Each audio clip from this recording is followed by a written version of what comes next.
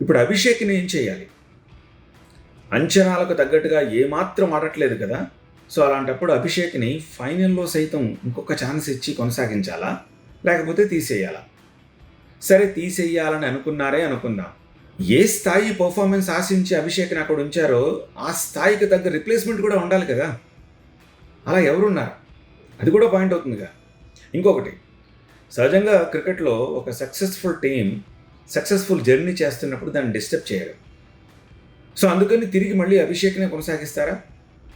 Opponent New Zealand ఏమో అరవీర భయంకరంగా ఆడేస్తుంది, super ఫామ్లోకి వచ్చేసింది. సెమీస్లో ఓపెనర్స్ వీర విహారం చేసేసారు. ఆ స్థాయి పర్ఫార్మెన్స్ ఈవెన్ మన ఓపెనర్స్ నుంచి కూడా మనం ఆశించడం తప్పు కాదు కదా. కానీ అభిషేక్ చూస్తేనేమో ఇంత పేలవమైన ప్రదర్శన చేస్తున్నాడు. అలా అని అభిషేక్ ఏమి బాధ లేదా? అభిషేక్ సైతం చాలా ఫీల్ అవుతున్నాడు. మొహంలో రక్తపు చుక్క కనిపించట్లేదు, బేలగా కూర్చొని ఉంటున్నాడు. తనకు మాత్రం ఆడాలని ఉండదా? దేశం కోసం అద్భుతమైన ఇన్నింగ్స్ ఆడాలని ఉండదా? కానీ ఏం చేస్తాం, bad luck, bad time. Class ఉంది కానీ ఫామ్ లేదు. అలాంటప్పుడు అభిషేక్ తనంతట తాను తప్పుకోవాలా? చాలామంది నెటిజన్స్ ఇదే అంటున్నారు, టీం ఎటు తీయదు, నీ అంతటి నువ్వే తప్పుకోవని చెప్పి.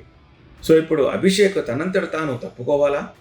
అభిషేక్ని టీం పక్కన పెట్టాలా? ఏం చేయాలి అసలు అభిషేక్ని ఇప్పుడు?